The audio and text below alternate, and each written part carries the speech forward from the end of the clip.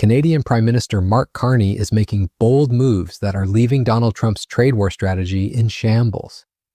While Trump continues his relentless assault on Canadian sovereignty with punitive tariffs and insulting threats, Carney is doing exactly what any smart leader would do.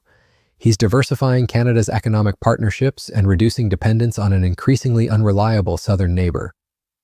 The announcement came during the 57th ASEAN Economic Ministers meeting in Kuala Lumpur, where Canada's International Trade Minister, Yasir Naqvi, confirmed that Prime Minister Carney will attend next month's 47th ASEAN Summit. This isn't just a diplomatic visit, it's a strategic pivot that could fundamentally reshape Canada's economic future, while Trump's America becomes increasingly isolated on the world stage. Turning now to breaking news from Washington, U.S. President Donald Trump has announced new tariffs affecting 3 industries starting next week, announcing on Truth Social that starting October 1st, we will be imposing a 100% tariff on any branded or patented pharmaceutical product unless the company is building their manufacturing plant in America. Also on October 1st, a 25% tariff on all, quote, heavy big trucks made in other parts of the world. And finally, a 50% tariff on all kitchen cabinets, bathroom vanities, and associated products, as well as a 30% tariff on upholstered furniture.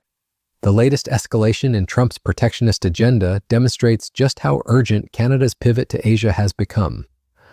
With new tariffs hitting pharmaceuticals, heavy trucks, kitchen cabinets, and furniture, the message from Washington is clear.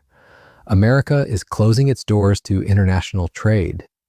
These aren't targeted measures designed to protect specific industries. They're broad-based attacks on the very concept of free trade that has underpinned North American prosperity for decades. What makes this particularly significant is the timing. While Trump wages his destructive trade war against Canada, imposing these sweeping tariffs and threatening even broader restrictions, Carney is building bridges with one of the world's most dynamic economic regions. The ASEAN bloc represents over 650 million people and some of the fastest growing economies on the planet. The numbers tell the story of Trump's strategic failure. The proposed Canada-ASEAN Free Trade Agreement is projected to boost Canada's GDP by $2.5 billion, while generating an estimated $6 billion for ASEAN nations. That's real economic growth happening while Trump's tariffs are actively damaging both American and Canadian prosperity. It's a perfect illustration of how Trump's zero-sum mentality is pushing America's closest allies toward other partners. All of this underscores is the importance of the upcoming review of CUSMA. A review, we're doing our consultations for that as the Americans, as are the Mexicans, and there will be discussions that begin in a few months' time. And our objective is going to be obviously the best deal for Canada, but also to get ourselves in a position where there aren't these specific issues, important issues that are erupting, on an episodic basis, if I can put it that way. Canada is set to review the agreement on its own in the coming months. The federal government launching public consultations to hear from communities, lawmakers, and industry leaders before a new agreement is negotiated with the U.S. and Mexico. In the more immediate lens, Carney says he spoke with U.S. President Donald Trump earlier this week in New York. That meeting coming around the same time Washington imposed tariffs on pharmaceutical goods. We're engaged with the U.S. In ongoing discussions on some of those specific strategic areas. Those conversations are ongoing. I had a higher level conversation with the president a few days ago. Despite these challenges, Carney has maintained a pragmatic approach to U.S. relations. His recent high-level conversation with President Trump in New York showed Canada's commitment to dialogue, even as the American president announced yet another round of punitive tariffs. The Prime Minister understands that while diversification is essential, the United States will always be an important partner. But Trump's erratic behavior is making that partnership increasingly difficult to maintain. Minister Naqvi emphasized that this will be Carney's first trip to Asia since taking office. But notably, it represents the 4th consecutive time a Canadian Prime Minister has participated in the ASEAN Leaders Summit. This continuity demonstrates Canada's long-term commitment to the Indo-Pacific region. a commitment that stands in stark contrast to Trump's erratic and confrontational approach to international relations. What's particularly striking is how Carney's government is positioning this partnership. As Naqvi explained, Canada's new government under Carney's leadership is fully committed to its strategic partnership with ASEAN and clearly recognizes ASEAN's centrality in the Indo-Pacific region. This is diplomatic language for something much more significant.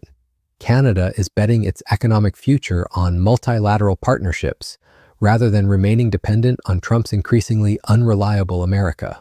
The international community has taken notice of Carney's diplomatic skills. Political commentators have praised his measured response to Trump's provocations, noting that the Prime Minister wisely avoided overreacting to what one analyst called Trump's bizarre, meandering rants. Instead, Carney has focused on substantive engagement with global partners. His expertise in economic matters, honed during his years as Governor of the Bank of Canada and the Bank of England, gives him unique credibility on the world stage. As one observer noted, Carney is admired and respected on the world stage. It came as a bolt from the blue last weekend when Carney put out a one-pager describing Canada's new attitude in the Hamas and Israeli war. It really did come as a bit of a surprise to the extent, even though we can say that recognition of a two-state solution, it has always been part of Canadian foreign policy. It came just as he was heading to the United Nations, and it was heavily slanted against Israel. That was, of course, the victim of a horrific terrorist attack almost exactly 2 years ago. Now everybody has been watching in horror at what's been happening in Gaza, and as Prime Minister Carney said, Canada felt that it had to do something. We'll see how that one plays out. But I think that on that stage, he was talking to an audience that included many people who simply agreed with him. He was very, very wise to avoid too much Trump. He didn't react too much to what Trump's bizarre, meandering one-hour rant, and now asking for an investigation because he was sabotaged at the UN. I think he sabotaged himself, but that's beside the point. I think overall, Carney's performance was excellent. He's admired and respected on the world stage, Marcia. He's not just the Prime Minister of Canada. This respect translates into real diplomatic leverage. While Trump's bombastic approach alienates potential partners, Carney's thoughtful engagement opens doors. The ASEAN partnership represents everything. Trump's approach is not collaborative, forward-looking, and based on genuine mutual benefit rather than coercion. Investment, trade, and industry. Minister Tengku Datuk Seri Zafrul Abdul Aziz revealed that ASEAN aims to finalize its FTA with Canada by the end of 2026. The timeline is ambitious, but it reflects the urgency both sides feel about diversifying their economic relationships. For Canada, this urgency has been dramatically accelerated by Trump's trade war and his bizarre threats to make Canada the 51st state. The technical details of the negotiations reveal just how serious this partnership has become. Tengku Zafrul noted that ASEAN has requested Canada to be more flexible in the FTA talks, and significantly, Canada appears to be responding positively. The minister observed that Canadian negotiators seemed more open, particularly regarding Malaysia and 7 other ASEAN countries that are already trading with Canada through the Comprehensive and Progressive Agreement for Trans-Pacific Partnership. This existing trade framework is crucial because it demonstrates that Canada-ASEAN economic integration isn't starting from zero. There's already a foundation of successful trade relationships that can be expanded and deepened. Trump's trade war is essentially pushing Canada to accelerate and formalize relationships that were already proving beneficial. Another example of how his aggressive tactics are backfiring spectacularly. The broader strategic implications are enormous. As Tengku Zafrul pointed out, this meeting is taking place when the global economy is heading toward a significant shift. The shift he's referring to isn't just about trade patterns, it's about the fundamental realignment of global economic power away from Trump's America toward more collaborative, multilateral arrangements. ASEAN's description of Canada as a trusted, reliable, and authoritative partner stands in sharp contrast to how the region increasingly views Trump's America. While Trump's unpredictable behavior and willingness to tear up agreements has made the United States an unreliable partner, Canada, under Carney's leadership, is positioning itself as exactly the kind of steady, principled partner that growing economies want to work with. The historical context makes this even more significant. Tengku Zafrul noted that ASEAN's partnership with Canada is built on nearly 5 decades of shared trust and prosperity. This isn't a relationship that can be easily disrupted by the kind of chaotic, transactional approach that Trump brings to international relations. It's based on consistent, long-term cooperation, exactly what Trump's approach undermines. For Canada, the timing of this partnership expansion is perfect. Just as Trump's trade war is forcing Canadian businesses to look for alternative markets, the ASEAN region is experiencing unprecedented economic growth and increasing integration with global supply chains.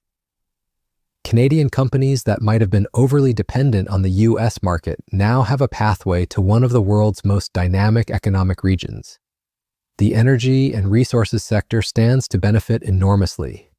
ASEAN nations are hungry for the kind of natural resources that Canada has in abundance, from oil and gas to critical minerals needed for the clean energy transition. While Trump's policies are making it harder for Canadian energy companies to access U.S. markets, ASEAN represents a massive opportunity for expansion. Technology and innovation partnerships are equally promising. Canada's strength in artificial intelligence, clean technology, and advanced manufacturing aligns perfectly with ASEAN's development priorities. These are exactly the kinds of high-value, knowledge-intensive sectors where Canada can compete globally, and where Trump's protectionist policies are least effective. The agricultural implications are also substantial. Canadian farmers and food producers have been among the biggest victims of Trump's trade wars, facing retaliatory tariffs and market uncertainty.